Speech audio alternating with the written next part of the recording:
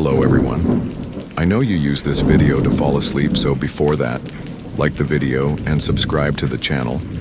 Also, where are you from and what time are you watching? Now get comfortable and relax. I hated graveyard shift at KFC. Something in the strobe of parking lot lights, the whine of neon signs, and the empty streets beyond always seemed to keep me juiced. Not of customers, no, those were easy enough to handle. It was the quiet, the kind that insidiously crept under your skin and into your head and had you wondering that you were alone when you damn well knew you were. I arrived at 10 p.m. and was set on trudging through just another graveyard shift. Only I and the new guy Jacob and shift manager Reggie were there, the latter just reclining in the back, watching security screens and playing video games on his phone. We didn't think to expect many customers. Who in the heck eats at KFC in the middle of the night anyhow? But already from the start, nothing was right. There was thick air and stagnant smells within, grease that had sat for days and remained uncleaned, with the rapid turnover of new orders not being enough to drive it out. The deep fryer rattled too raucously, the fluorescent lights buzzed too menacingly, and the ice machine in the back clunked, as if whatever was lodged inside it was fighting to get out. But underlying them all was the drive-through headset. It just continued to crackle like someone was breathing into the phone even though there wasn't a car outside anywhere. I set it down. Another late night. It was 11:45 and I was refilling napkins in front when Jacob called me over from the back. "Yo, the hell's up with the back door?" I arched an eyebrow. The back door was always supposed to be closed. "What are you saying?" It was ajar, but only an inch. Figured maybe Reggie had taken a cigarette break, but never did get to catch up to him. I got a shiver running up my spine. Reggie hadn't slipped out to play and get into mischief, I recalled, but he certainly would not have left the back door ajar. I went on over, opening the swinging kitchen doors. Jacob rested back against the metal door, his brow furrowed with concern. The door was ajar, a small sliver of the evening air finding its way in. The other side was darkness, the only light a fickle street lamp. I pushed and pulled the door shut. "Probably just didn't catch properly," I grumbled, but I didn't believe it either. Jacob cocked his head, but neither of us did immediately. That gutted feeling. The kind where your stomach is shouting at the top of its lungs inside your head that there's something wrong, but you just can't pinpoint why it was so, hovered over us like a damp blanket. I eventually inhaled a lungful and elbowed him in the side. "Come on, man. Already get this shift over with." Midnight came and went, and no footstep made its way to the door. The headset crackled again, more static, more whoosh of air. I took it off and put it on the counter. Forget it. I was not going to sit there all night listening to some ghost wheeze in my ear. And then, at 12:30, the drive-through bell rang. I glared at Jacob, who was scooping fries into a basket. "You hear that?" He nodded, wiping his apron across his hands. "Finally. Someone's desperate or high." I pressed the button and said into the headset, "Welcome to KFC, what can I get for you?" There was nothing. "Hello?" Nothing. No breathing. No hum. Dead air. I leaned forward to peer at the screens. Drive-through camera indicated one car pulled up to menu board, headlights on. I saw nothing but the silhouette of a man sitting in the driver's seat. "Yo, you gonna order?" I repeated it. Screen went dark and flashed back into view, the image trembling for an instant, then stabilizing into clarity. The car vanished. I removed the headset. "Nope, I'm not doing this." Jacob grinned, but it wasn't quite natural. Maybe the system's just broken? Maybe. But something made me think otherwise. And then at about 1 a.m. it was terrible. The ice machine started grinding away with this terrible grinding noise like something was jammed in the machine. I thought ice was jammed in there, so I grabbed one of the scoops and I opened up the bin. When I opened the top part, the odor was the worst, like rotten meat that had been left out and was in the sun. A hand. A cold, hard human hand trapped in the ice. I shivered, my stomach leaping. But Jacob wasn't around to be seen in the kitchen when I got back. The fear was throttling my throat. I ran to the front counter. The restaurant was empty. No him, no Reggie. And then the drive-through bell rang once more. My breath hiccuped. I looked over at the monitors. The car returned, headlights still out. The camera flashed once more, static crawling up the screen, but when it cleared, the face on it looked into the camera. Not looked. Smiled. A huge, false grin on a face that was not quite normal. Too shiny, too white, like plastic. And then the screen flickered black. The front door slammed open. I spun around, my heart pounding. Cold air poured in, but the parking lot was deserted. And then I heard it. A low, raspy whisper just behind me. "Would you like a family bucket?" I didn't look. I couldn't. My legs froze and the air in front of me grew cold and thick as if I was suffocating on a non-existent mist. The whisper solidified into a gurgle, a husky laugh, and out of the greasy bowl of the fryer I could see something behind me. Something enormous. Something it shouldn't. I ran through the kitchen, past the ice machine, past the back door. I didn't breathe until I was a block or so from there, gasping, my mind spinning in hyperdrive. Jacob and Reggie were never seen or heard from again. The police told me that there had been no break-in, no indication anything was amiss. But I saw what I saw, and I will never be stepping into an evening KFC again. But so far, weeks on, I can sense something trailed behind. That smile, that whisper. Still, I am tormented by my sleep. The ring of the drive-through bell in my dreams, the smell of stale grease and something decaying clogging my lungs. I wake vomiting, my body slick with sweat, my ears still ringing with a sound I wish to unhear. And every now and then late at night, when the world is all quiet, I see it again. "Do you want a family bucket?" I slept in darkness, but that didn't help either. That thing, whatever the fuck that thing was, had seared itself into my brain. No matter how tightly I focused on closing my eyes, I was staring at that smile. Those dead, empty eyes smiling at me through the foggy drive-through cam. I reminded myself it wasn't true. It wasn't. Perhaps I was exhausted, hallucinating the exhaustion of working the late shifts. But I did know what was real, to the very beat of my heart. 3 nights, a call at 12:30 a.m. My heart skipped when I saw the calling ID, KFC night shift. I hadn't returned since. Hell, I'd left the day after. I trembled with my arms extended in front of me, gazing at the screen, the ringtone echoing in my head. I didn't pick up.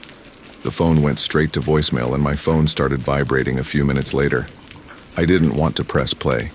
The message was just noise, but from it I could hear something. A soft, raspy voice. "Order. Ready." The voicemail had ended. I threw my phone onto the floor. For sure I had tried to get along, but the next day I had noticed that something was amiss. The odor.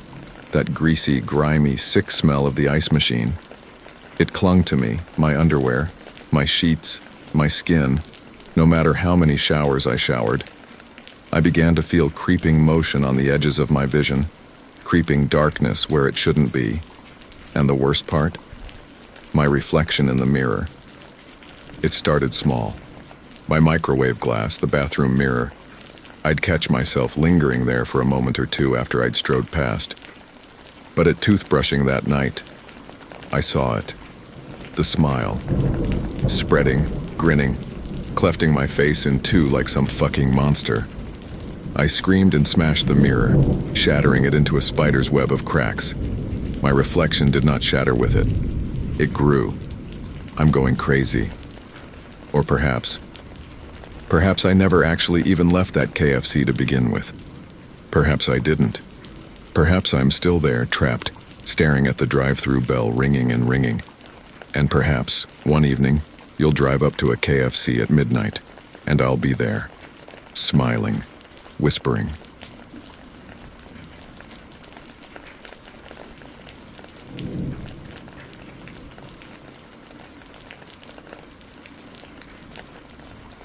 It was going to be any other night. Just another drive home, another 1 hour under the streetlights, another time when nothing ever happens. But I know now, those are the nights that make you different, the ones where you drop your guard, the ones where you feel safe. I just dropped by my cousin's house an hour outside of the city. It was late at night, midnight-ish, and the roads were deserted. Just strips and strips of road, cutting through fields and patches of woods. The sort of drive where your thoughts begin to stray, where you begin to tune out the facts. I'd had music playing, slow and low music, the sort that makes the night seem darker. Sort of a good-looking 25 minutes from my house, I noticed a car parked off the road. No headlights, just sitting in the dirt like it was abandoned. I'd hardly even notice otherwise, but passing by, I could have sworn I saw something moving inside. Dark, shadowy movement in the front seat. I convinced myself it was nothing. Maybe a person sleeping. Maybe a disabled car. Don't think about it, just keep going. But the feeling smoldered in my chest like a hot coal. I glanced over in the back seat after a few miles. My stomach knotted. The same car was behind me now. Headlights off, barely perceptible in the moonlight. I had no concept how long it took to get there, how long it followed. But I did know one thing. It wasn't there before. I pounded the accelerator down hard, but just slightly. The car remained with me. No lights, no noise. Just it. A specter in the night. My fists were tight on the wheel. I was not going to be a stupid horror movie victim. I cut over into the next lane, slowed, let them pass if they could. But they didn't. They just trailed along behind at a crawl. My heart was racing by then. My hands were wet. I was reminding myself, calm down, keep my head. I wasn't so far from a gas station. Well-lit place, human beings around. If only I could reach there, I'd be fine.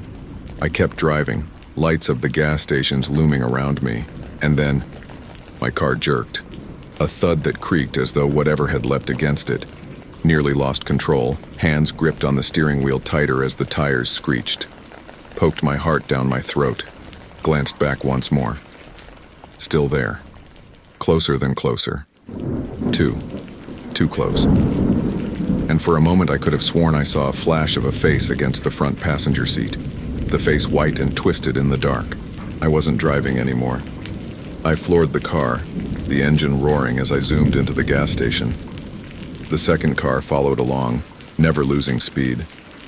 The gas station parking lot was vacant when I got there, a single streetlight humming overhead.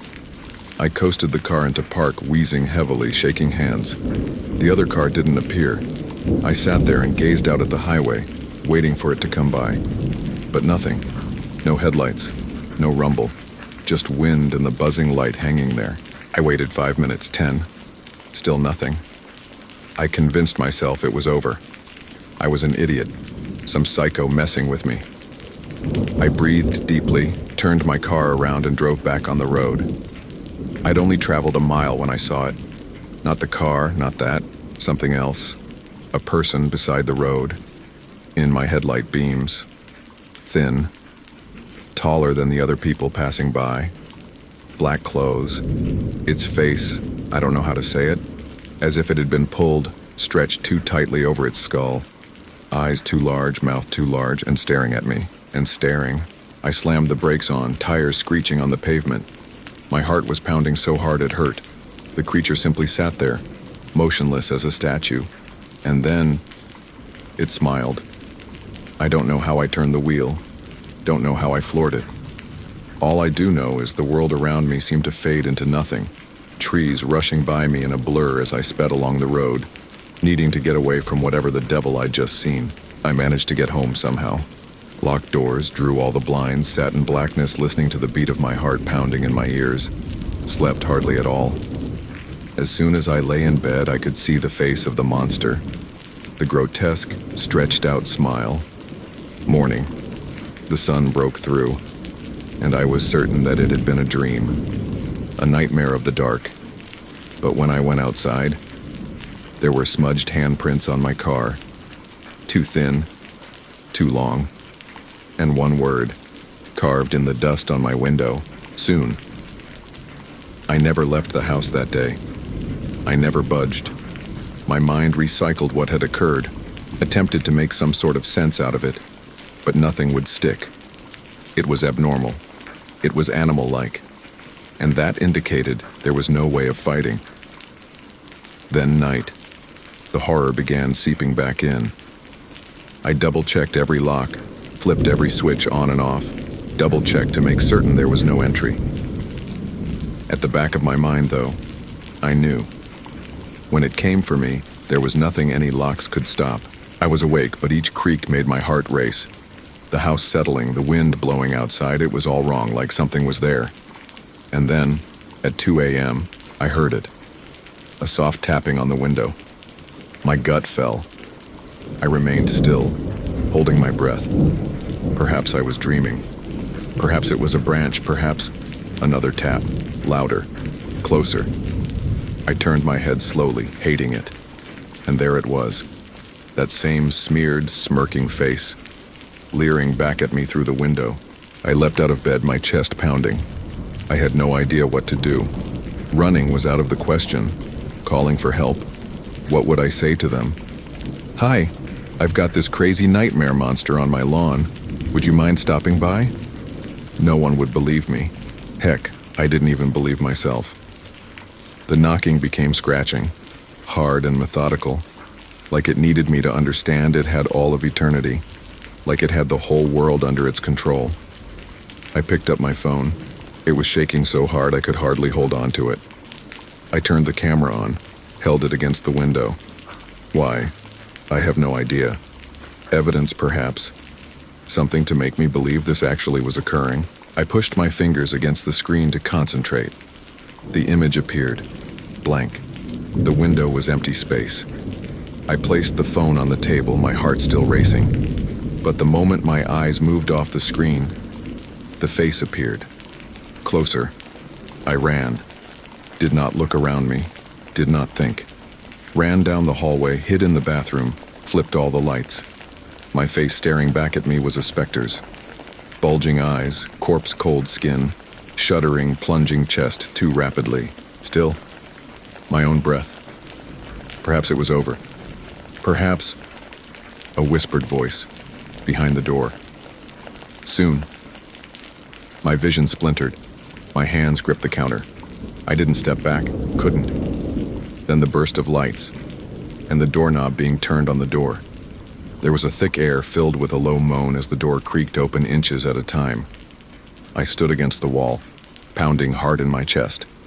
A big shadow fell across the tiles, and that grin, too narrow, too wide, poked through the gap. It spoke again, and this time it said my name, and the world went dark.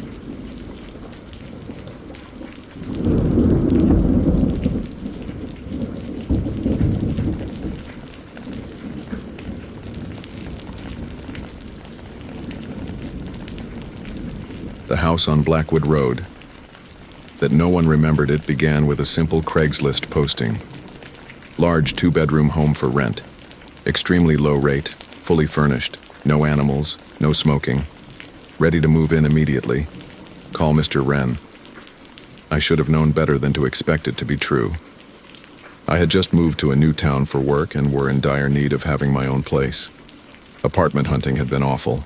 Everything was either outrageously expensive or full of surprise charges. So when I noticed the ad for the charming old house on Blackwood Road for a percentage of the money that else it was listed for, I jumped on it without hesitation. Mr. Wren responded quickly. His reply was brief and courteous. "See me tomorrow at 5 o'clock. The house is yours. Bring first and last month's rent. No question regarding my job, credit history, or past rental history. Only a place in an hour."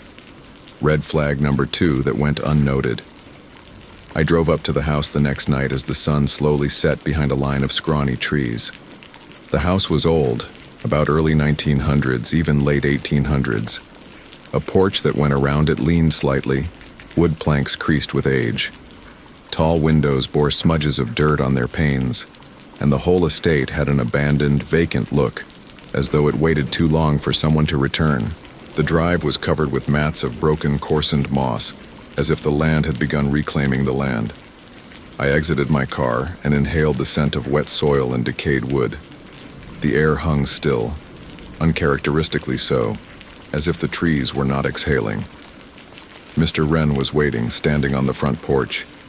He was a man in his 60s, dressed in a black overcoat on a summer evening.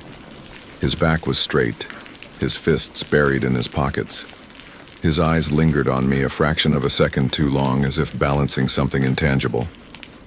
"This is it," he muttered. "Rent's low 'cause it's old. Not many people want old houses." I looked for something in his face, perhaps a flicker of amusement, a joke hidden in the words. But his face was blank. "I don't mind," I grumbled, trying to be casual.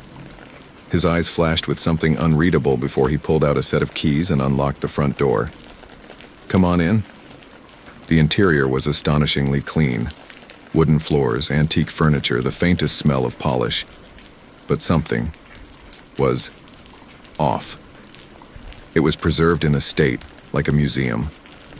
The atmosphere was heavy with it, stale and unbreathable, with the faintest smell of something old and stale hiding beneath the polish. "You have the house as it is," snarled Mr. Wren. "No refitting, no rearranging things." That was odd. "Wait, you're telling me I can't even rearrange furniture?" "No," he snapped, dropping the keys into my hand. "Call if you need to. Otherwise, just leave me alone." And with that, he was gone. The first night was uneventful. The house creaked strangely, except for the occasional settling groan of wood. I reassured myself it was just an old house's way of breathing. But on the second night, something didn't sit right. I awoke at about 2 a.m. with my throat dry. Getting out of bed to go for a drink, the rocking chair at the end of my bedroom was moving a little. A small creaking, barely audible. I simply stood there and looked at it, trying to come up with an explanation. Maybe I had jostled it when I climbed into bed. Maybe a draft. The room was cold, in an oddly unpleasant way. I shivered as a shiver crept down my spine, coiling itself around me like ethereal fingers. I kept moving, watching as it stopped. The air thickened. Thicker. I didn't sleep well after that. Over the next few days, the discomfort increased. Doors that I had closed myself would be open when I came home. Things weren't where they were supposed to be.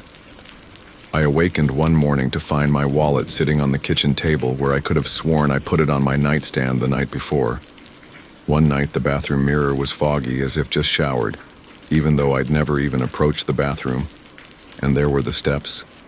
They were soft at first. Light-kicking, tiptoeing sound on the second floor. I had initially believed that it was the house settling, but they came more clearly, insistent, intentional. They would start in one corner of the house and move along the floorboards, stopping just beyond my bedroom door. Whenever I opened the door, there was nothing there. By the second week, I slept with the light on. One night I was in bed, half awake with this air of restlessness, when I heard something apart from that. A whisper.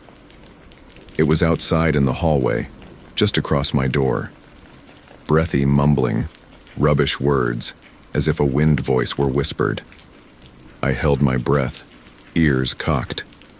Then, 3 soft, measured raps on my door. I lay bolt upright, racing heart. The room was stifling quiet. Slowly, I reached out to take the lamp, turning on the switch. Light poured into the room, banishing the heavy shadows. I struggled to stand, to make it to the door. My hands trembled as I took hold of the handle, opening it. The hallway was empty. But the air was charged, alive. A pressure weighed upon my chest. I could feel it. Something was watching me. Then, closing the door behind me, I saw it. A handprint, smudged on the wooden floor. Not a footprint. A handprint. Like someone had crawled across the floor on hands and knees. I slammed the door shut and braced my dresser in front of it. I called Mr. Wren the next morning. "You said this house was empty when I arrived," I said, attempting to be calm.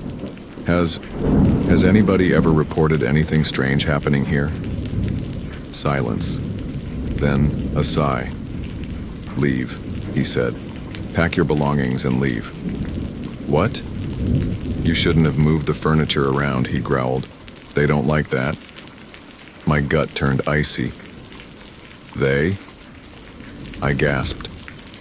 He hung up. That evening, I made the mistake of returning one more time. I shouldn't have. It was 3 a.m. to the second that I woke up to the sound of my dresser scraping against the floor. Whatever was pushing it away from the door. Then, The handle of the door began to turn. Slowly. Deliberate. The door creaked an inch open. A ghostly hand moved into the space. Long fingers reached out to me. I screamed. 1 month, I returned to find the ad again. The house was on the market again. Same ad, same price. And a new contact person, whatever and whoever lived in this house, was waiting for someone else to return.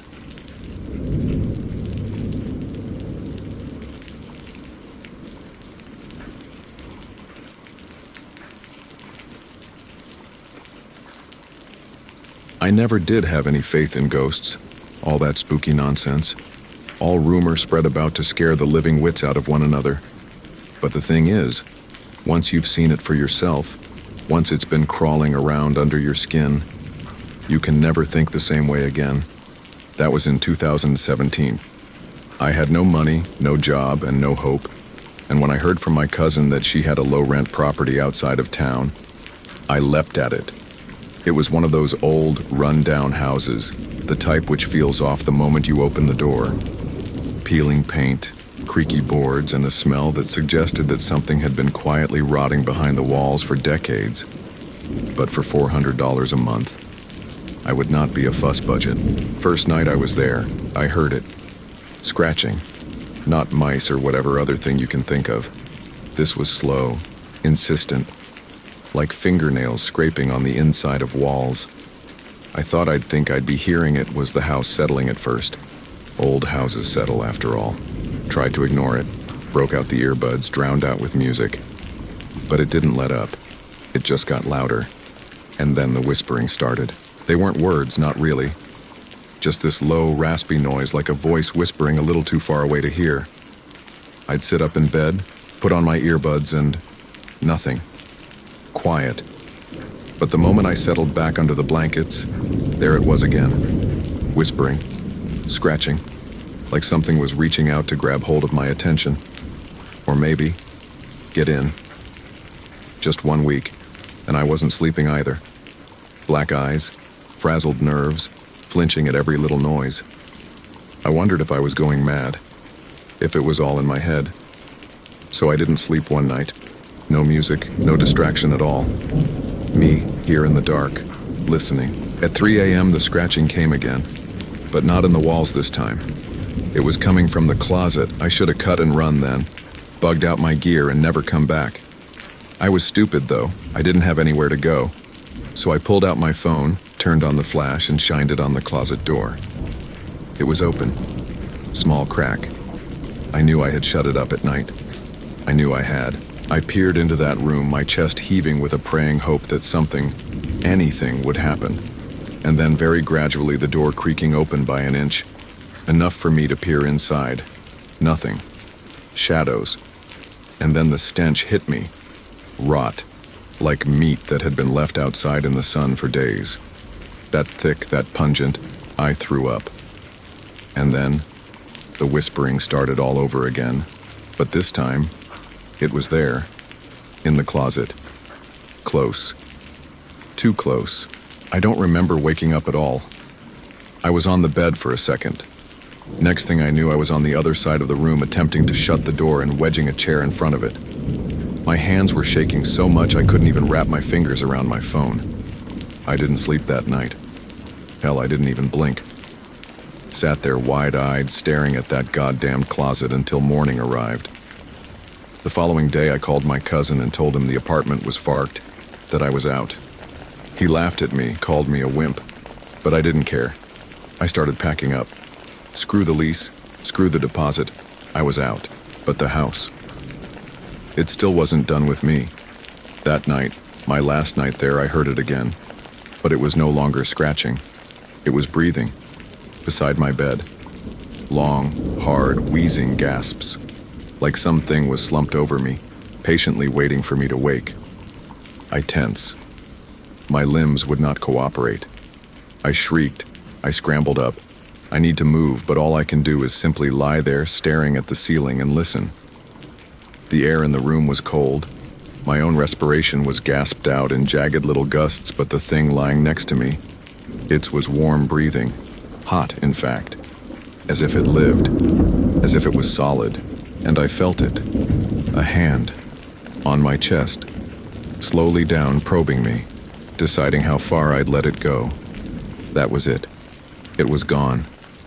I leapt from the bed, ran for the door, hadn't even gotten to the door when bam, the closet slammed open behind me. No breeze, no gust, brawn muscle, like someone had opened it from the inside. I didn't look.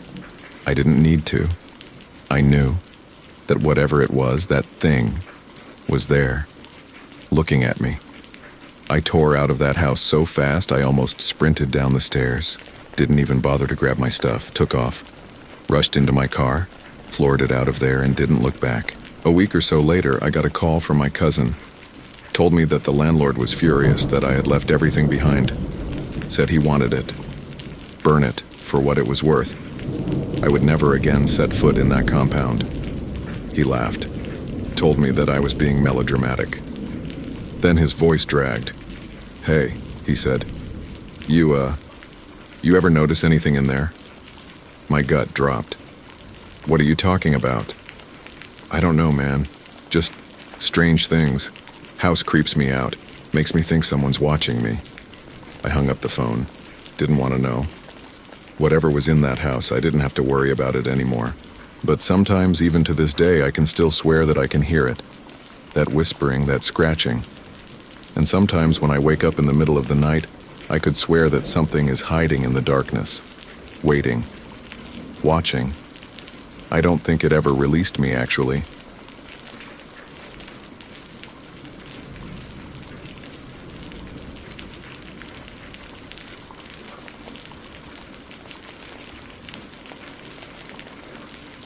I don't care what everyone says.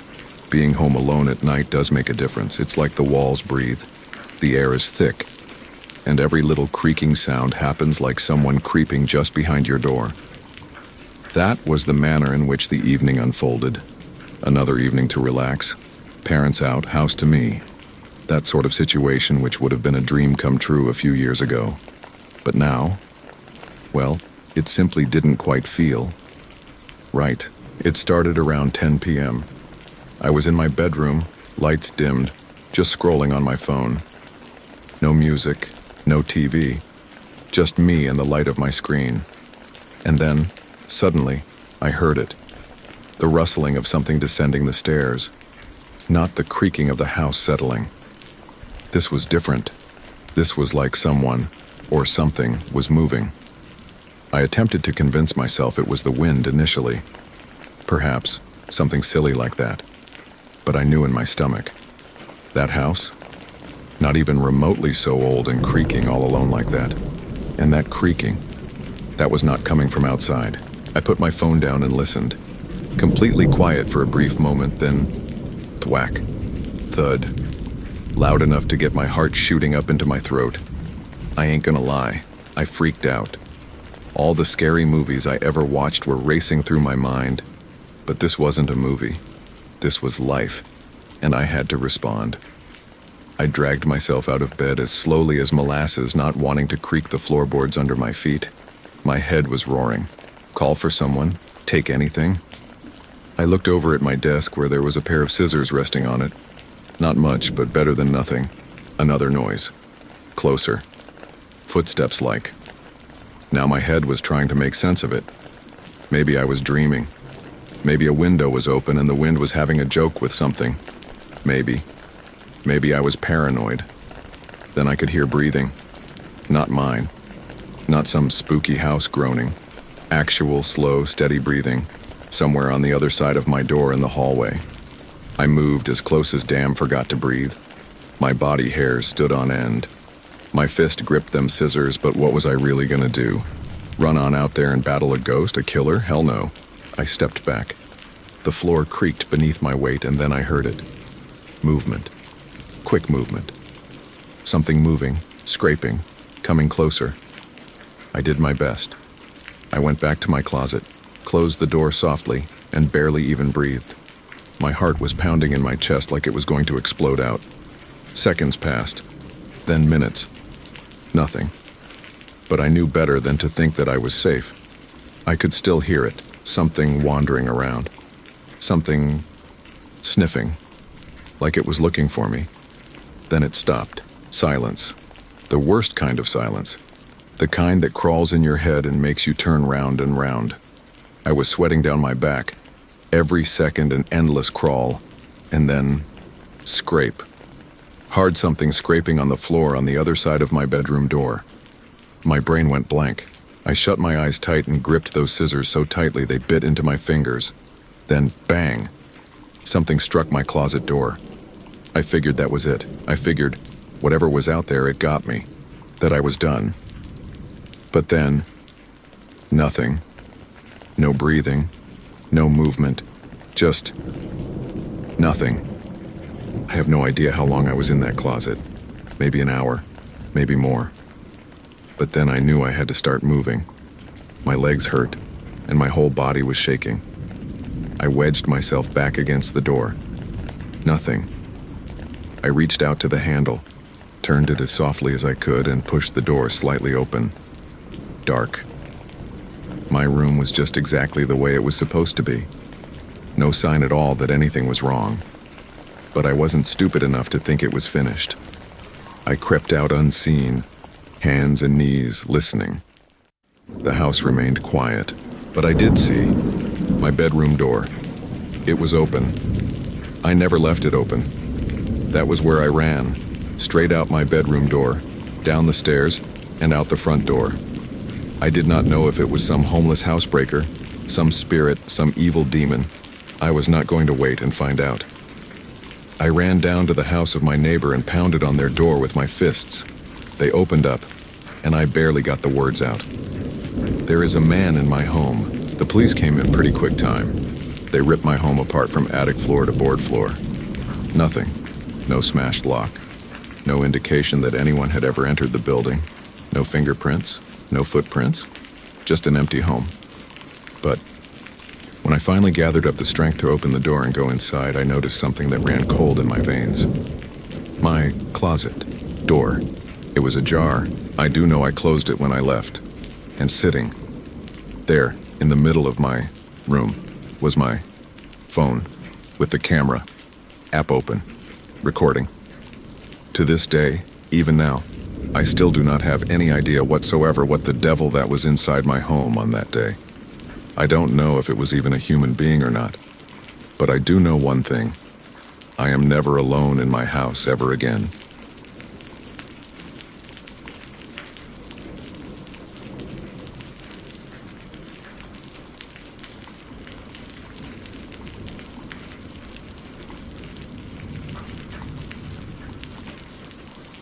I never should have taken that accursed road down. It started off as any normal late-night drive might. I had driven back home from my cousin's, a respectable 2 hours down some side roads and sweeping stretches of freeway. It was a cold night, the sort that makes it into your bones even though I'd had the heater running wide open. The GPS took me down this unfamiliar detour I'd never known existed, and I should have turned back the instant I spotted that crumpled, decrepit road sign propped up against one lone rusty screw. I was tired, and the promise of adding 20 minutes to the trip was too enticing. The road started fine, a little tight, a little too dark, but not crazy. Just trees on either side very close together like they were leaning in, talking to each other. I continued driving, fingers drumming on the steering wheel, half listening to some crackly station the radio couldn't shake. 10 minutes down the road, the first odd thing happened. A deer. Or at least I thought it was a deer initially. It was in the ditch outside of my beam of light. So high, far too high, its shape stretched out in a way that curled my stomach around it. Its eyes didn't sparkle like normal animal eyes. It absorbed the light, 2 black holes simply glaring at me. I blinked and it was gone. Just like that. No crunching of leaves, no sound, anything. I shook it off. Sleep deprivation, lack of light, something. I kept going. Then the road changed. The asphalt ended and turned to gravel, and my tires scraped over rocks that were wet, gooey near. The air was heavy as if it was weighing down on my chest. I looked at the GPS, but nothing registered. Just a blank black screen. My phone was out of range. Figures. That's when I saw the signs. Old, rusty items, sticking out of the ground at uneven angles. Worn-out lettering, the kind that had been up too long. I slowed enough to glance at one. Turn around. I chuckled. A harsh, strained kind of chuckle. Someone's idea of humor, I guess. Though, as I continued to ride, other signs existed, and they weren't funny anymore. You're not alone. Don't look in the mirror. Leave now. By then, all the sensible bones in my body were screaming at me to go back. But you know how it is. Curiosity is a devil of a thing. I kept going, more slowly now, side-glancing the road and the trees, waiting for something to shift, and then I did. A shadow. A figure standing dead center in the middle of the road, not budging. I slammed on the brakes, heart pounding. My headlights shone on it, and nothing. A shadow. A silhouette of something vaguely human, but without details. No eyes, no face, but an empty outline like a cutout of nothing at all. It didn't stir, didn't move, just stood there, waiting. I have no idea how long I simply sat there, clutching the wheel so hard my knuckles ached. Each atom in my body wept not to shift, not to blink, but then the thing. It jerked. A jerky, sudden jerk, as if it was crashing out of being. And then it was closer. I floored it. The car shot forward, tires squealing on loose stone. I braced for impact, but the moment my headlights cut where it had been, nothing. Nothing at all. As if it had never been there. My gasps were rough, sweat breaking out across my forehead in the chill. But I didn't halt. Couldn't. The highway continued longer than it ought to have. My hands were stiff on the steering wheel, the air heavy with something sick, like rotting flesh. The trees became taller again, their limbs extended, nearly touching the roof of my vehicle. I continued driving, my eyes fixed on the road before me. I did not look in the rearview mirror. I had recalled the sign. Don't look in the mirror, but then the whispering started. I had thought it was the wind at first. Then it grew louder, hissing in through the vents of my vehicle, into my ears. Voices, too many voices. Some crying, some laughing, some just breathing. My vision blurred, my stomach churned. Something was on the back seat. I knew it, felt it, the weight of something ethereal on the leather. My heart was pounding in my head, a mad, savage rhythm as I fought not to glance. The cold was freezing now, misty tendrils of breath curling from my lips. A bony, skeletal fingers brushed the nape of my neck. I screamed. I did what I could do. I swerved hard. The truck veered off the road, tires shrieking as I fought to correct it. I rode through a ditch, the jolt rattling my bones. Silence. Then nothing. I woke up slumped over the steering wheel, headache throbbing. The car was useless. The road had vanished. A strip of dusty plain, flat and endless under a black sky. No trees, no signs, no sound. My hands trembled as I reached for my phone. Still no signal. I sat for hours at least, staring out into nothing, head pounding for a reason that never was. And then, far away, something changed. Not man, not animal, just form, moving, crawling towards me. I don't remember getting out of the car. Don't remember running. That's all I can say to you is that when I did notice lights, actual lights, I ran into the middle of the road, waving my arms like a madman. The driver, a truck driver, braked just in time. He looked at me once and said where in the hell I had come from. I waved my hand behind me to show him the road. But there was nothing, just a wide field as far as the eye could see. The truck driver hesitated, then cursed something under his breath about dropping me off at a hospital. I climbed into the cab, too terrified to argue. As he drove, I looked at his GPS. It showed a normal highway, no strange detours, no vanished roads. I could finally protest. You ever heard of a road going through here? He scowled. Ain't no road there, just fields. I didn't say anything after that. Doctors at the hospital said I had mild hypothermia and signs of exhaustion. My car? Poof. The police looked into it, but they swore there wasn't any ditch, any skid marks, anything to show that I'd ever driven through there. Weeks passed. I convinced myself it had been an illusion. that I'd somehow wandered somewhere and dreamed the whole thing up. But I checked my phone. There was a single photograph that night. Blurred. Dark. But in the back window there was a shape. Sitting behind me. Smiling. And then when I was getting ready to delete the photo, my phone flickered. Text message. No caller. 3 words only. Look behind you.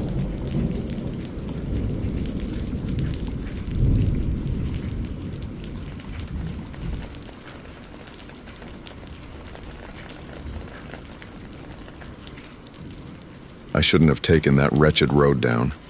It started like any routine late-night drive would. I'd driven home from my cousin's house, a good 2 hours on some secondary roads and sweeping arcs of highway. It was a chilly night, the kind that gets into your bones despite I'd had the heater open wide. The GPS took me on this odd detour that I didn't even know was there, and I should have turned around as soon as I noticed that battered old road sign resting against one rusty bolt. I was tired, and the possibility of adding on 20 minutes to the trip was too enticing. The drive started fine. Too tight, too dark, but not crazy. Just trees lining the road on either side, standing very close together, leaning in, whispering to one another. I drove on, fingers drumming on the wheel, half listening to some static station the radio couldn't shake. 10 minutes down the road, something odd happened. A deer. Or at least I'm pretty sure it was a deer initially. It was in the ditch, outside my beam of light. So high, too high, that its silhouette stretched out in a shape that made me wrap my stomach around it. Its eyes didn't spark like typical animal eyes. It absorbed the light. 2 black holes just glaring at me. I blinked and it disappeared. Like that. No crunching of leaves, no noise. Anything. I shrugged it off. Sleep deprivation. Darkness. Something. I went on. Then the road curved. The pavement gave way to gravel and my tires screeched along wet, sticky rocks that clung tightly to them. The air was thick, as if it was pressing down on my chest. I looked at the GPS, but it wasn't working. A blank black screen. My phone had no signal. Figures. That's when I saw the signs. Old, rusty objects, sticking out of the ground at uneven angles. Worn letters, the kind that had been up too long. I stopped hard enough to glance at one. Turn around. I could laugh. A rough, strained kind of laugh. Somebody's idea of humor, I suppose. Although as I continued on, other signs were present and they were no longer funny. You're not alone. Don't look in the mirror. Leave now. By this time, all the smart bones in my body were crying for me to turn back. But you understand the circumstances. Curiosity is a bitch of a choice. I lumbered forward, slowing, looking at the road and trees sideways for something to turn. And I did. A shadow. A figure of a person right in the middle of the road, stationary. I jammed on the brakes, racing. My beams fell on it, and nothing. A shape. A shape of something almost human, but out of focus. No eyes, no face, but a blank shape, like a cutout of nothing. It did not change, did not move. It just stayed there, waiting. I don't know how long I just sat there, gripping the wheel so hard my knuckles hurt. All the atoms in my body cried not to go anywhere, not to blink. But then the thing, it twitched. A twitchy, abrupt twitch, like it was bucking out of nowhere. And then it was nearer. I pressed the pedal down. The car bucked forward, tires screaming on loose stone. I braced for impact, but the moment my headlights cut where it had been, nothing, not a thing, as if it had never happened. My gasps were raw, sweat breaking out across my forehead in the chill. But I didn't slow. Couldn't. The highway continued, longer than it ought to have. My hands were numb on the steering wheel, the air heavy with something sick, like rotting meat. The trees became taller again, their limbs stretched out, nearly touching the roof of my vehicle. I continued driving, my eyes on the road. I did not look in the rearview mirror. I had recalled the sign. Don't look in the mirror, but then the whispering began. I thought it was the wind at first, Then it grew louder, hissing in through the vents of my car, into my ears. Voices, too many voices, some laughing, some crying, some just breathing. My eyesight began to fade, my stomach churned. Something was on the back seat. I knew, felt it. The heavy thing on the leather, the racing of my own heart in my head, its wild, untrammeled beat as I fought not to see. Cold was damp now, wet strands of breath smoking off my lips. Bony fingers, finger skeleton against the back of my neck. I screamed. I did what I could do. I swerved hard. The truck skidded off the road, tires screeching as I fought to wrestle it back on track. I bucked over a ditch, the shock jarring bones free. Silence. Then nothing. I woke up slumped over the steering wheel, throbbing headache. The car was worthless. The highway was gone. A wide expanse of dusty flat ground, flat and uninterrupted under an uninterrupted black sky. No signs, no trees, no sound. My hands trembled as I reached for my phone. No signal yet. I sat for hours at least, staring out into nothing, head throbbing for a reason that never was. And then, way off in the distance, something changed. Not man, not animal. Just shape, moving, crawling towards me. I don't remember getting out of the car. Don't remember running. That's all I can say is that when I did see lights, actual lights, I ran into the middle of the road, waving my arms like a crazy person. The driver, a truck driver, pulled on his brakes. He looked at me once and said where in the hell I had come from. I pointed my hand in the direction of the back to show him the road, but nothing. A huge open field, one that went out to the distance one could see. The truck driver paused, then cursed something under his breath about dropping me off at a hospital. I climbed into the cab, too frightened to resist. While he drove, I peeked over at his GPS. It showed a normal highway. No strange detours, no non-existent roads. I could object finally. "You ever heard of a road running through here?" He scowled. "Ain't no road there, just fields." I didn't mention anything after that. Physicians at the hospital said I had symptoms of mild hypothermia and exhaustion. My car? Gone. The police looked into it, but they said there wasn't any ditch, any skid marks, anything to suggest that I'd ever been there. Weeks passed. I convinced myself it was a delusion, that I'd somehow wandered off somewhere and dreamed the whole thing up. But I checked my phone. There was one photo that evening, blurred, dark. But in the rear window there was a person, seated behind me, smiling. And then just as I was going to erase the photo, my phone flashed. Text message, no call, 3 words only. "Look behind you."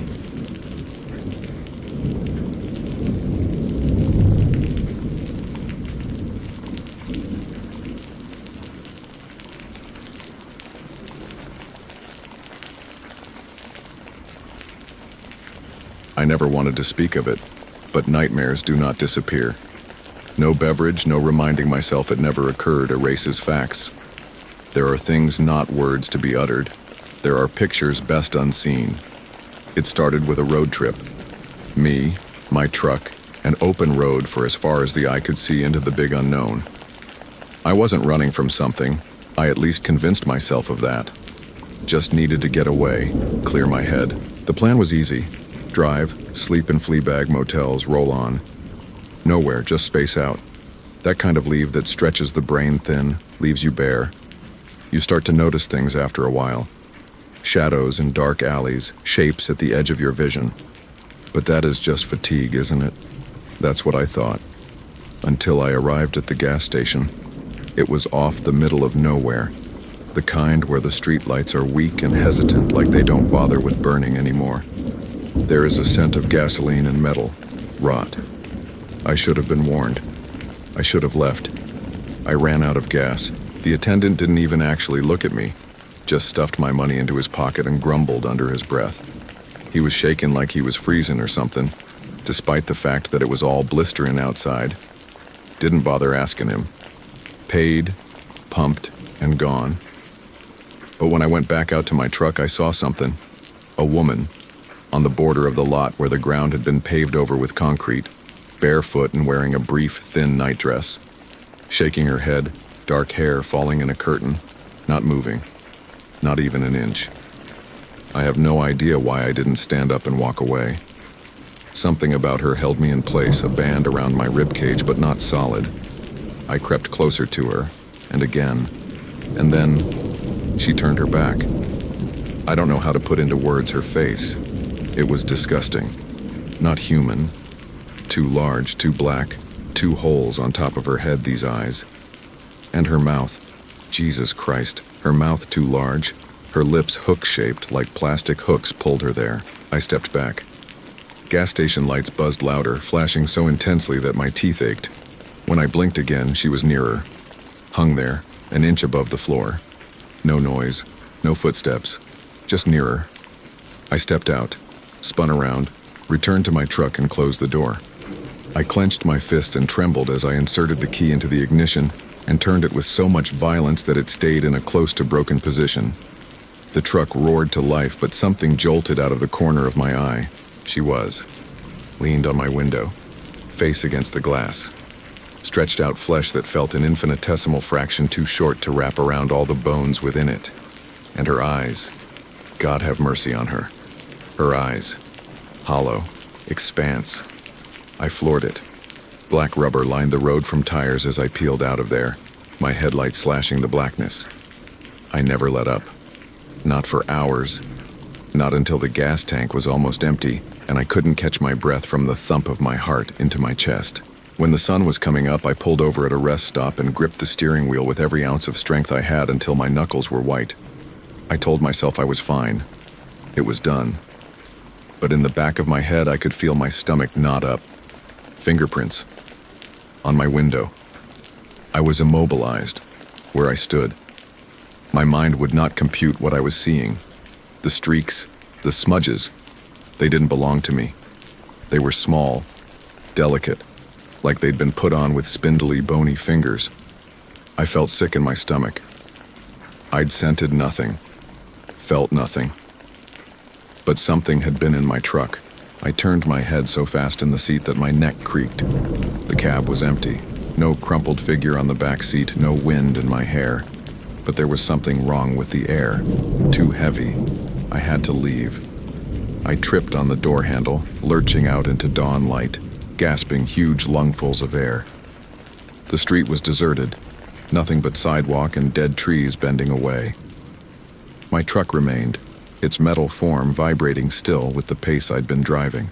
I reassured myself it was fine. I was tired, delusional. That was all. Until I heard it. A whisper. Not from the trees. Not from behind me. Inside the truck. I wheeled around. My chest tightened. The woman was strapped alongside me in the back seat. She was curled up tight as a fist, thick as one too, head wedged at a cranky angle, black hair slicked back over her shoulders. Her face was pulled out wide into that too wide smile, but she wasn't moving, wouldn't even blink.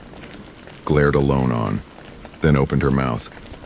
Nothing leaked out, but I could sense it. Pressure in my head, as if someone was drilling into my skull. My eyes went wild. The room spun. I was on the ground, spew welling up in my throat. And then, nothing. I awoke on the ground, sun higher. My truck door ajar. Nothing inside. No whisper. No woman. Just me, on the ground like a rag doll. I didn't loaf. I jumped in my truck, started the engine up, and rolled out of there, gravel flying behind me. I never did hit the brakes hard, didn't even think about it, I just rolled. 3 years ago.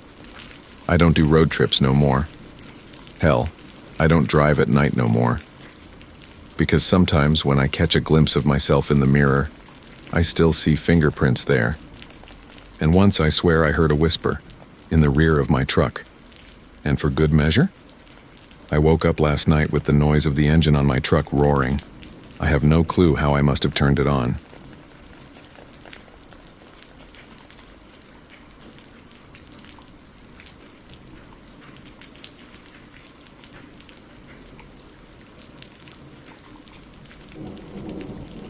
I've worked many different jobs during my lifetime.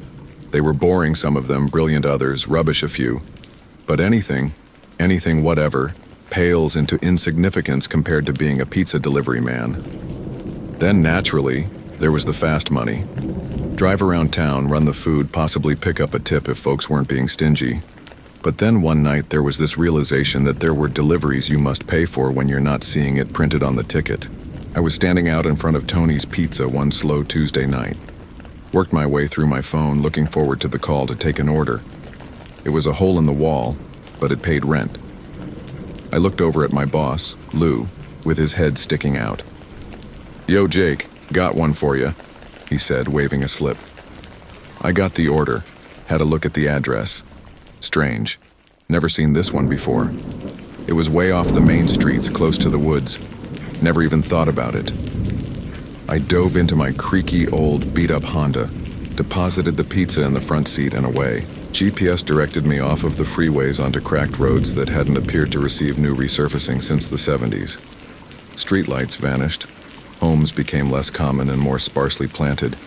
Eventually, I turned off onto this grand, sweeping highway single-car width. Trees towered overhead, blocking the moonlight. The further I walked, the stranger it seemed. My stomach was churning, as if something was compelling me to turn back, but I was nearly there already. I kept going. At last I saw it, a mansion at the end of a long drive. It was huge, old, seriously dilapidated. Looked abandoned, to be honest. But there was a porch light, and that's generally a good sign. I remained there, engine running, grabbed the pizza and headed for the door. Rang once, no one responded. Rang again, harder. Nothing. I was just about to walk away when I heard it. The slightest whisper, a sigh, but not from inside. It was behind. I spun around, hoping to find someone, but there was nothing but my car just sitting there, humming engine. Nothing else. Just trees and night. "Hello?" I yelled. Nothing. Now I ain't afraid of anything, but there was something about the place that was creeping into my head. Every idea was saying to me, drop the pizza and leave the place. But before I could do either one, the door creaked ajar. There was a fellow in the doorway, barely distinguishable in the dim light. Tall and thin and white. Wide, dark eyes. Echoing, empty eyes. He didn't say a thing. He only gazed. Hi, your pizza." I laughed nervously. Nothing budged. I tugged on the box, thinking I could sprint it out of there, but the dude did not take it. He backed away from the door and opened it, asking me in the house. Yeah. No. I can just leave it here, man," I told him, not wanting to freak out. He just kept staring at me. Then, very, very slowly, he raised his finger to his lips. Shh. My blood turned ice. I moved back, ready to run, but then I heard something. Noise inside the house. Not walking. Something scratching, moving. Heavy, slow. My legs locked. My mind screamed at me to run from there, but I was frozen, like a deer in the headlights. Then I was hit with the smell. Rot. Stench. Like something had died in that house a really, really long time ago. Forget the pizza. Forget the job. I took off running. I hardly got to my car before hearing the creak of the porch behind me. I didn't look back over my shoulder. Didn't wish to anyway. I jumped in and closed the door, speeding away. Gravel flew after me as I tore out of that driveway, tires screeching. My hands were shaking. My heart was racing like it was going to blow right out of my ribcage. I looked in the back window and almost swerved onto the shoulder. There was a body in the middle of the road behind me. Not the man from the house, another one, shorter, slouching forward, jerking. I caught a glimpse of it for a second before my car hurtled around a corner, but that image seared into my brain. A body, head at an odd angle to one side, mouth wide open as if screaming, but silent. I didn't slow down until I was on the highway. Didn't even get to catch my breath until I saw traffic lights and automobiles.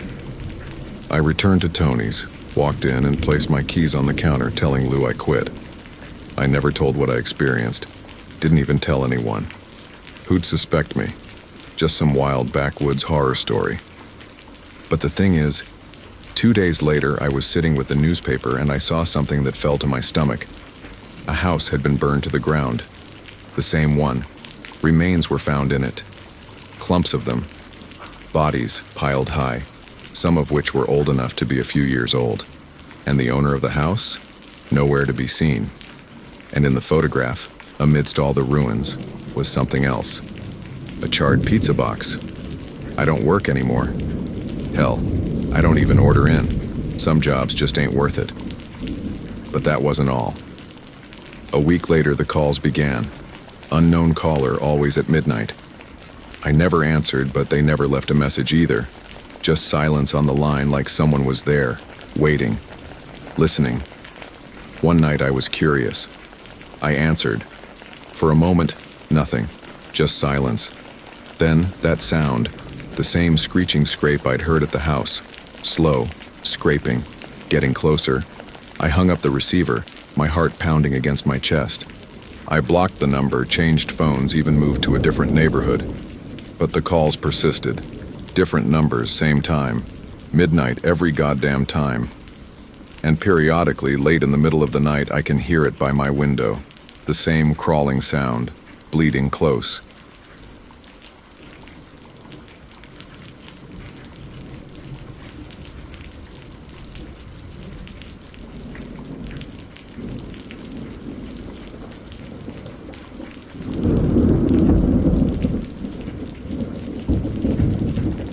I never used to be afraid to be home alone in the past. I enjoyed it. No one to bug me, no one to make me wash dishes, just me, my phone, and whatever disgusting food I had hidden away. But ever since what happened that night, I don't think I ever feel safe alone anymore. It was a Friday evening and my parents were away for the weekend. I wasn't nervous.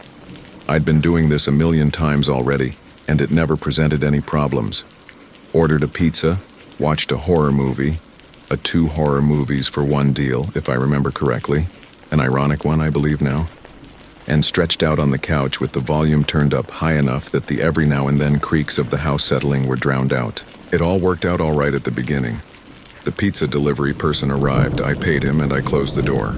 I ought to have relocked the locks. I ought to have made sure all of the windows were securely closed. But I did not. I was awake at about midnight, browsing my phone. The film had finished hours earlier, and silence was just too much. You know the type? Where silence isn't silence, but you know it's not silence. It's just gagging over you, thick and heavy, like something's in it? Yeah. That, and then I heard it. The whisperiest whisper. Barely anything at all, and yet I can say that I knew that it was there. A tiny muffled click, like the turning of a latch on a door. I jumped up so quickly that my stomach rolled over. My initial thought was that I did not close the front door hard enough and the wind blew it open. But it was also windless that evening. No wind. No explanation the door would be blown open. I crept to the door, racing heart pounding so hard that I could have sworn it would wake everyone. The door had been shut, locked. But something was wrong as I was just retreating to head in the direction of the sitting room when I heard the second noise. Closer, creaking creak, as if someone was moving around softly across the wooden floor. I was frozen. My legs wanted to move, to run, to escape, but didn't. I warned myself to hear. This was just my mind, but then a breath, not my own, behind me. I turned so fast that I staggered, but there was nothing. Nothing but the empty hallway stretching off into darkness. I did not want to believe I was paranoid, so I tried to reassure myself that was all it was. But the living room TV turned on. It was off. It had to be. It switched from static to entirely dark, then back to static, and this staccato stuttering light filled the room. My hands trembled as I held my phone, wanting to call someone, anything. But the screen was blank, dead. It was 70% when I charged it. Whatever was in it was in me. I wasn't about to stick around and discover. I sprinted for the stairs, intent on barricading myself into my bedroom door until morning. But as I reached the landing of the top step, I caught sight of something out of the corner of my eye. A form. A shape in the blackness at the bottom of the stairs. Tall. Too tall. Head tilted in a strange way. No eyes, but I knew it was staring at me. I locked my bedroom door and closed it. My breathing was so compressed that it seemed like I was broadcasting. My room air seemed strange, thicker than normal air. My ears were ringing, my skin itching. Then the stairs, slowing, steadily climbing the stairs. I pressed against the wall. The doorknob turned. Once, exploratory, and then nothing whatever. The kind of nothing that was worse to imagine. I remained there, constricted throat from terror, for something to happen. The minutes slithered on by hours. And then when I'd hoped perhaps it was over, a whisper, against my door. It was not words. It was a noise, wheezing and partly wrong, as if something struggled to recall the way to speak. And then the handle was turned. The lock creaked open. I don't know what happened after that. Only fear, hot and blind. I must have fainted because when I came to, it was morning. My bedroom was fine. My phone on my bedside, charged. Front door locked, windows closed. All normal. But I recall what I saw. I recall what I felt. And I know I wasn't alone that night. I tried to think myself out of it, told myself it was a dream, at least initially. Stress, sleep paralysis, something within the realm of normalcy. But I knew better. I knew deep within myself that I wasn't dreaming. Then messages started coming. It was a week or two later. I was in school, zoning out, when I received a call.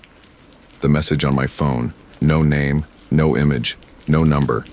One brief message. You left the door open. My gut sank. I tried to brush it off. School joke, perhaps, but my hands were shaking when I replied. Who is this? No response. Only 3 little dots like the other guy was waiting, and nothing else. I double-locked everything that night. My bedroom door, the windows, the back door, all of them tight shuts. But at 3:07 on the dot, I was woken by the sound of footsteps. Not from outside, from my closet. I didn't move, didn't breathe. I heard something shift, the soft quiver of cloth, the slight protesting creak of wood. And then, a whisper. My very first one ever. I couldn't stand it. I threw myself out of bed and flung open the closet door wide, prepared to run, to fight something. It was empty, though, for my phone, which just sat there, right in the middle of the closet floor. It buzzed once. Another message from the mysterious number. I said it. You weren't alone. My throat constricted, my body tense, cold as ice, still as a horrid realization enveloped me. The message wasn't warning. It was a reminder. Something had been in my house. Something that was in my house the entire time. Watching me. Waiting. The closet door creaked as if whatever recently moved further into the darkness. I wasn't alone. And I never was.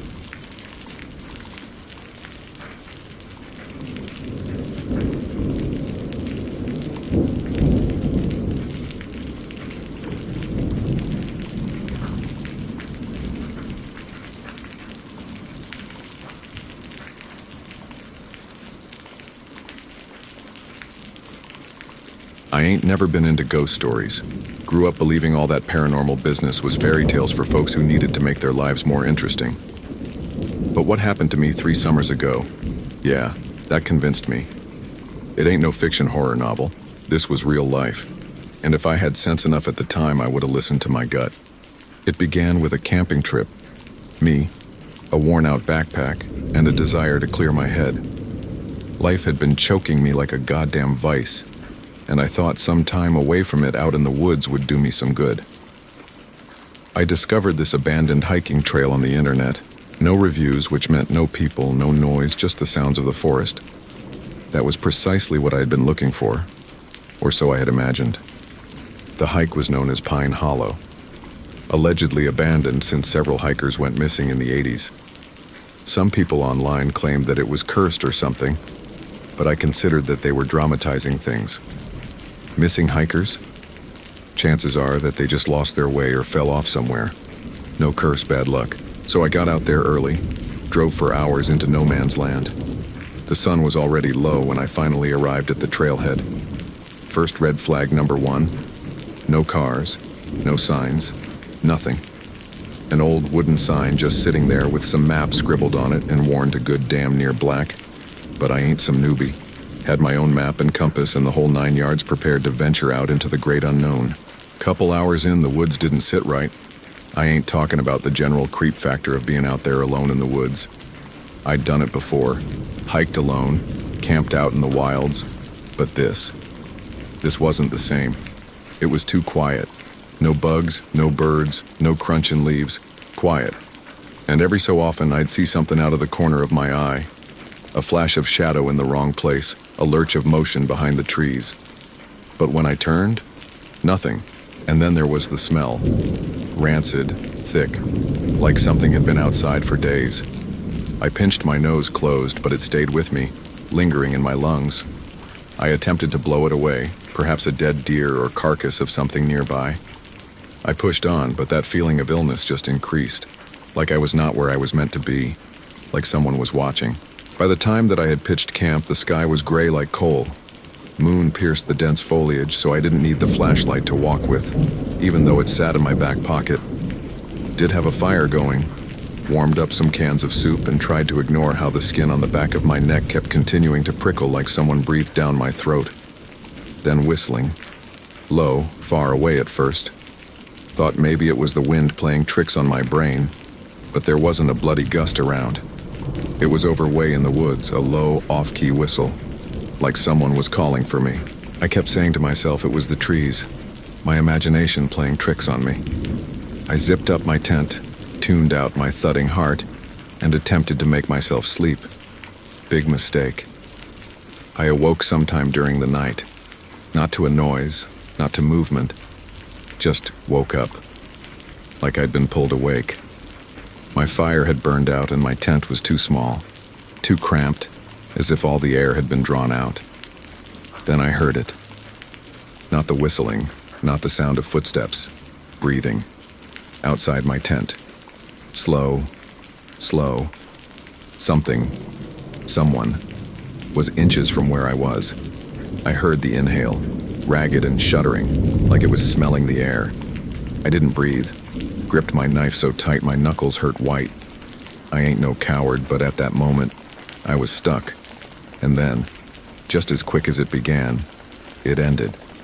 The breathing, the presence, all of it, vanished.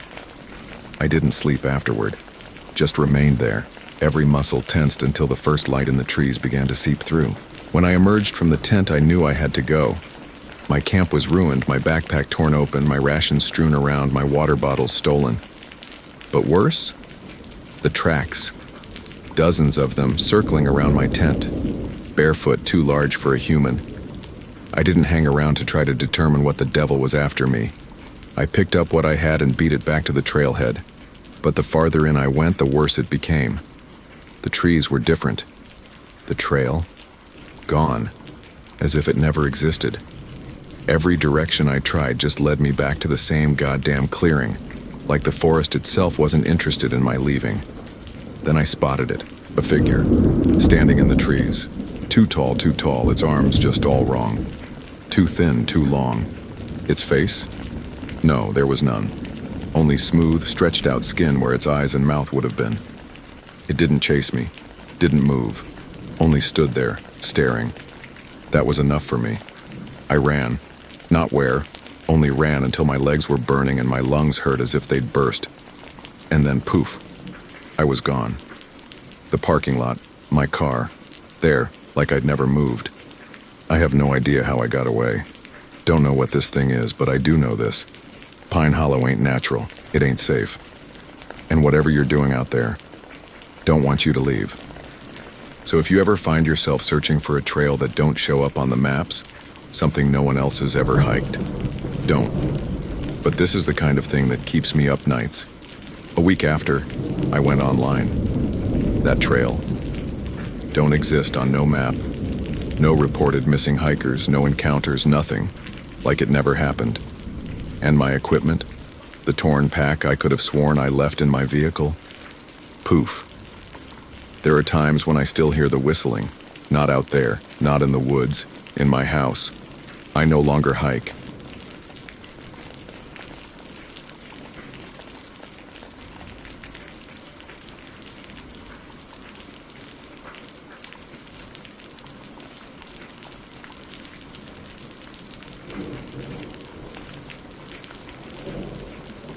I just never felt like I connected with my neighbor. Something always didn't feel right to him. I don't know, but whenever I saw him, I would get this eerie shivering in the pit of my stomach, like my body picked up on something that my brain hadn't quite picked up on.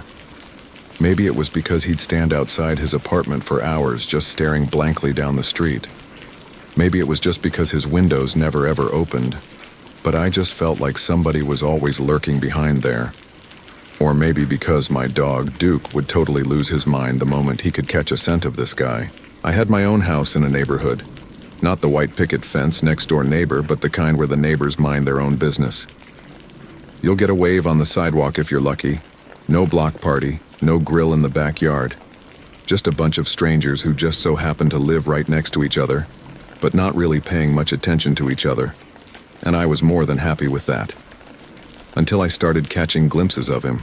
It started small. At first, small things. I'd come home from work and my front door would be open. Always I lock it, always. But occasionally it would be open as if someone had opened it and, in a hurry, left. Duke would go wild barking at the back door, hackles raised, but on investigating there'd be nothing.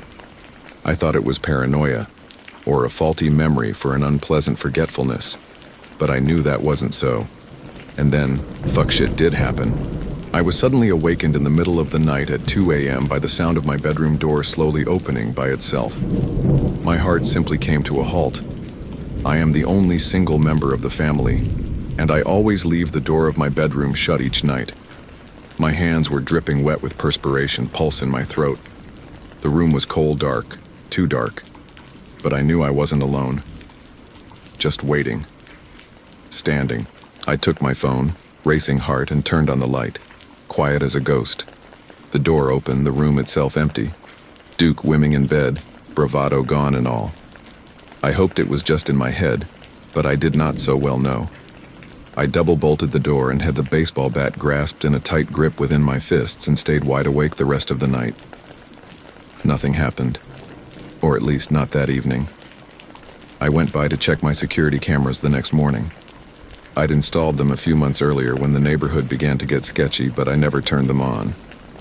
As I began to download the video, my stomach was twisting into hard knots. My neighbor appeared in person at my front door at 2 a.m.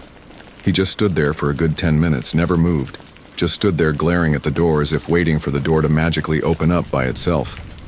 Then he removed something from his pocket. A key. A goddamn key. He just invited himself inside like the house was his place. I just stood there, frozen, as he shut the door behind him. He was in my house. I rewound the tape, trembling. 4 minutes, and then he came back, closing the door as if he'd been getting something from a normal evening. As if he hadn't knelt beside me. I wept. I took a kitchen knife, ran out into the street, and hammered on his door. No answer. I hammered again, no answer. His blinds were drawn down tight, and his house was as quiet as a coffin. I was prepared to kick in his door, drag him out, and ask him what the devil he was doing. But something held back my hand. Fear. Actual fear. The kind that gets into your veins and makes you skin crawl. Because if he'd had a key to my house, how many nights did I sleep soundly and unaware of some concealed individual lurking in the background, waiting? I phoned the police. They came back an hour later, left their note, watched the tape, and flew over his property. They rang his doorbell, but he never answered. One shrugged and mentioned they'd stand watch over his property, but since they didn't have solid evidence of a crime, there was nothing they could actually do.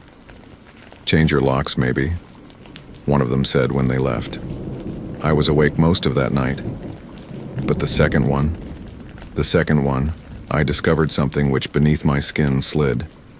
I was closing up for the second time, double-checking that all of the windows and doors were shut, when I noticed something in my own backyard. A box, left just next to my sliding door. No note,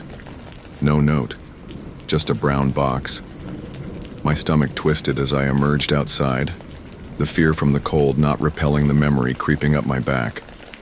I fell to my knees, hesitated, and then tore the tape away and flipped the edges back. There were photos, dozens of them. There were pictures of me, sleeping, eating, sitting on my couch in front of the television, showering, eating. My breath was forced from me.